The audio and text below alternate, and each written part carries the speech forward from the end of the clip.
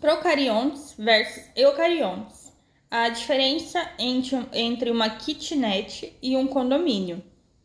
Vamos usar a analogia da casa, como um toque diferente para simplificar as coisas. Células procariontes seriam a kitnet da vida. Pensa em uma célula procarionte, onde uma kitnet bem simples, sem paredes internas, sem divisões. É um espaço único, onde tudo acontece no mesmo ambiente. Não tem quarto, seriam as organelas. Não há estruturas internas membranosas, como as organelas que vemos nas eucariontes. Tudo desde a cozinha, onde a energia é produzida, até o quarto, onde o material genético está, e o banheiro, onde os resíduos são processados, está junto. Material genético solto. O manual de instruções da célula, o DNA, não está guardado em um cômodo separado, ele fica solto, flutuando no espaço principal da kitnet. Pequenas e simples. São as células mais antigas e mais simples que existem. São como a kitnet compacto e funcional, que serve perfeitamente para uma pessoa sozinha. Exemplo, as bactérias e as arqueias. São tipos de micro-organismos, são os principais moradores dessa kitnet celulares.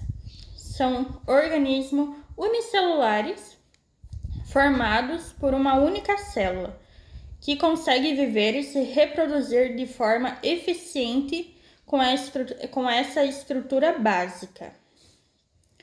E a eucarionte seria o condomínio com vários apartamentos e áreas comuns.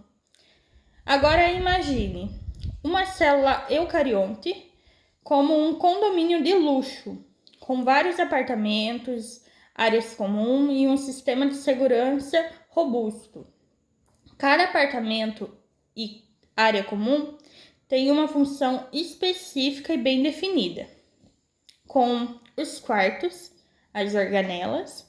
A principal diferença é que as células eucariontes possuem várias estruturas internas membranosas, como se fossem cômodos separados, mas com uma função específica. Essas estruturas são chamadas de organelas. Núcleo seria o escritório do síndico. O manual de instruções da célula, o DNA, está cuidadosamente guardado dentro de uma estrutura especial, o núcleo, como se fosse o escritório do síndico do condomínio, onde todos os documentos importantes estão protegidos e organizados. Mitocondrias seria a academia. São as usinas de energia da célula, onde o combustível é transformado em energia, como se fossem as academias do condomínio onde a energia é gerada. Retículo endoplasmático seriam as estradas internas. Uma rede de canais que transporta substância pela célula, como se fossem as estradas internas do condomínio, que conectam os apartamentos e áreas comuns. Complexo de Golgi, o centro de distribuição. Embala e distribui substâncias como se fosse o centro de distribuição de encomendas do condomínio. Maiores e complexas.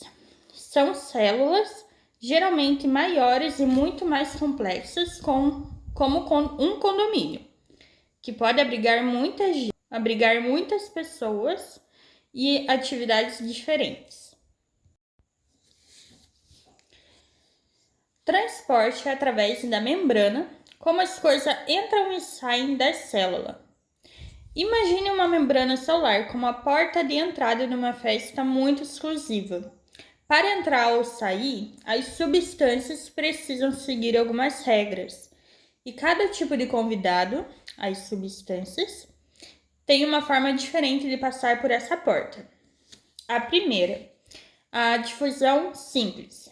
entrando na festa sem convite, pela porta aberta. Pense na difusão simples como quando a porta de uma festa está escancarada e não há ninguém controlando a entrada. Se você é pequeno o suficiente e não chama muita atenção, pode simplesmente passar por ela e entrar na festa ou sair sem nenhum esforço. Como funciona na célula? As substâncias pequenas e sem carga elétrica, como o oxigênio, o dióxido de carbono e algumas moléculas de gordura, conseguem atravessar a membrana celular diretamente, passando pelos espaços entre as moléculas de lipídio. Elas se movem de uma área onde estão com alta concentração para uma área que estão com baixa concentração, até que a concentração se iguale dos dois lados. É como se houvesse muita gente querendo entrar na festa do lado de fora e pouca gente do lado de dentro. Normalmente, alguns vão passar sem dificuldade. Não gasta energia.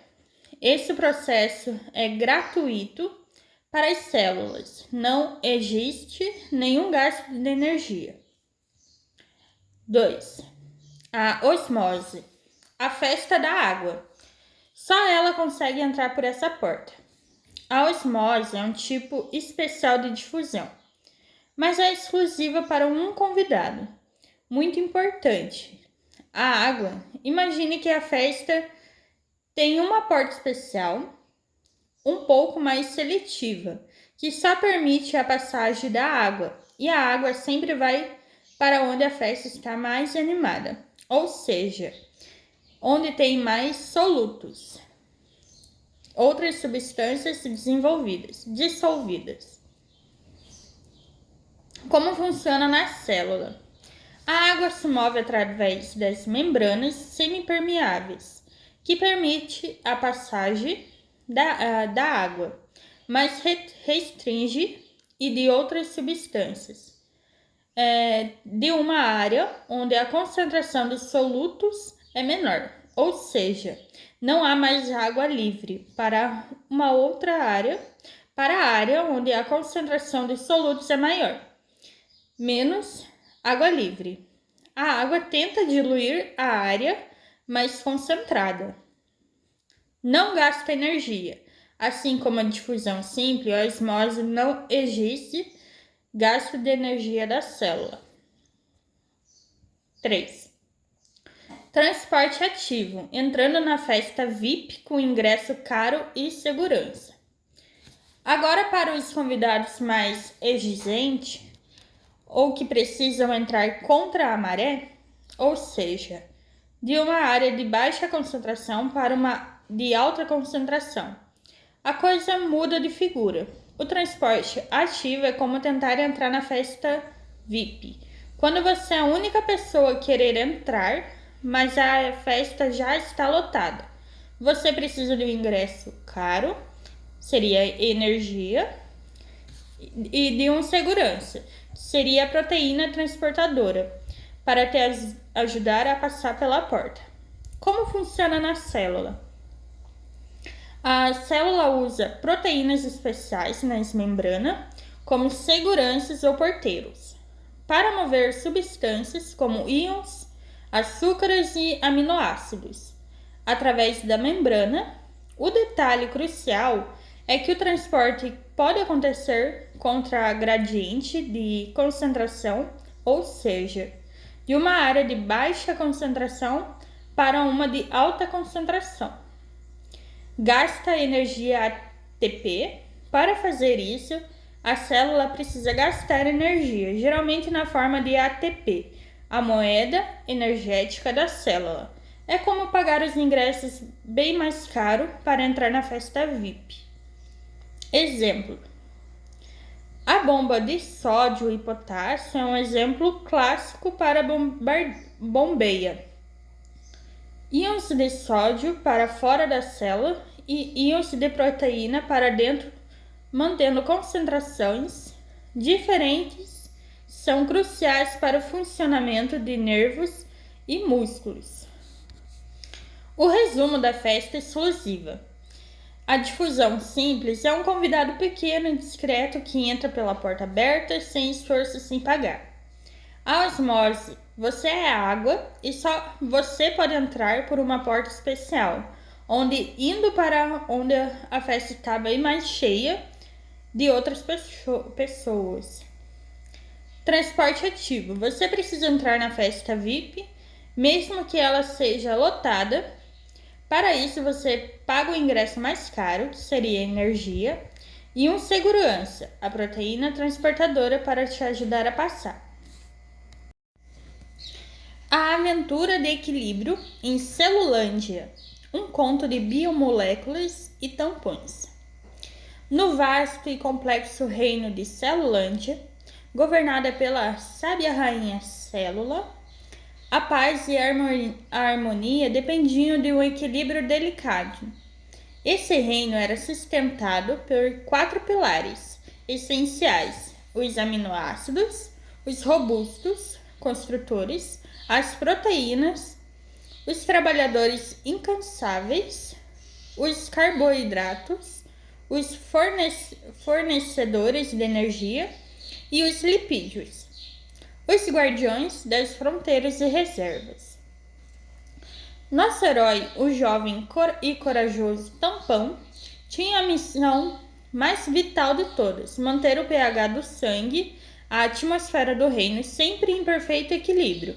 Se a atmosfera se tornasse muito ácida demais, ou muito básica, alcalina demais, o reino estaria em caos. A vida em Celulândia estaria em perigo. Os pilares de Celulândia, nossos heróis diários. Os carboidratos eram fazendeiros e comerciantes em Celulândia. Eles forneciam a energia para todas as atividades do reino, desde a construção de novas muralhas até o transporte de mensagens urgentes. Imagine grãos e açúcares dourados, enchendo os celeiros e dando vigor aos habitantes. Sem eles, o reino pararia. Os lipídios eram os arquitetos e guardiões da fronteira. Eles formavam as barreiras protetoras ao redor de cada vilarejo, as membranas celulares, garantindo que apenas os cidadãos certos entrassem e saíssem. Além disso, armazenavam energia para os tempos de escassez, como tesouros escondidos para emergências. Os aminoácidos eram os construtores primários, pequenos mas poderosos. Eles eram as peças do Lego, fundamentais para tudo. Quando combinados em sequências específicas, eles criavam os verdadeiros heróis do reino, as proteínas. As proteínas eram as mais diversas e incansáveis. Haviam as proteínas estruturais, que formavam as paredes de casas e os músculos dos guerreiros. As proteínas enzimáticas, que aceleravam todas as reações químicas, como os magos, que conjugavam soluções rápidas para problemas. E as proteínas transportadoras, que eram os mensageiros e entregadores, levando suplementos para cada canto do reino. Sem a proteína, a Celulândia simplesmente não funcionaria. A missão do Tampão, o guardião da atmosfera. O pH da atmosfera de Celulândia era como o temperamento de um dragão adormecido. Precisava ser mantido sob controle.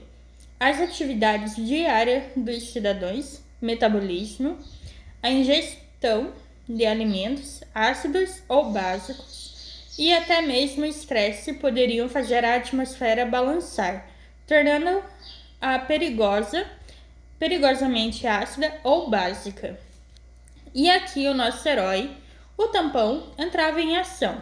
Tampão não era um lutador forte, mas possuía inteligência e estratégia notável. Ele era composto por um time especial de agentes duplo. Uma parte que podia absorver a acidez extra, o íons H+, e outras que podiam liberar a acidez quando a atmosfera estava muito básica. Um dia, uma grande tempestade de acidez, produção de íons H+, devido ao metabolismo intenso dos guerreiros em treinamento, ameaçou o equilíbrio de Celulândia. Os indicadores de pH começaram a piscar em vermelho. O povo entrou em pânico. Rapidamente o tampão ativou sua equipe de absorção. Eles agiam como esponjas ligadas aos íons H+, extras e neutralizando a acidez antes que elas causassem dano. A atmosfera, que estava prestes a se tornar tóxica, começou a estabilizar. Pouco tempo depois, uma crise diferente surgiu. Uma escassez de acidez que fez com que a atmosfera se tornasse perigosamente básica, muito alcalina. Normalmente, o tampão agiu. Desta vez, sua equipe liberou o íons H+, que haviam absorvido anteriormente, restaurando o nível de acidez ideal e trazendo a atmosfera de volta ao equilíbrio. A lição de Celulândia.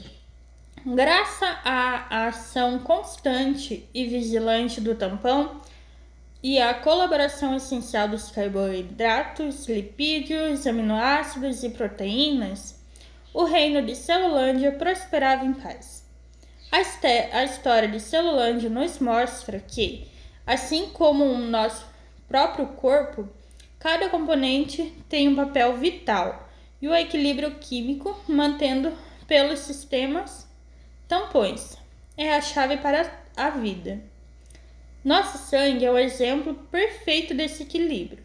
Nossos sistemas tampões, como o sistema carboidrato, bicarbonato ácido carbônico, trabalham incansavelmente para absorver excesso de ácidos ou bases, garantindo que o pH do sangue permaneça na faixa estreita entre 7,35 a 7,45.